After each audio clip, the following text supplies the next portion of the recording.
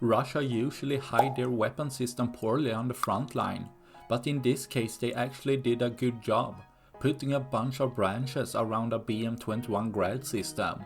It however wasn't enough for Ukraine to spot the system and have a drone dropping ordnance down, quickly creating a fire with the rockets loaded, even throwing 2 extra ordnance down to hit the engine, just to be extra sure the system will be completely destroyed, which the system already was as the rocket burned and exploded on top, turning the system into scrap metal, leaving one less Grad system for tomorrow.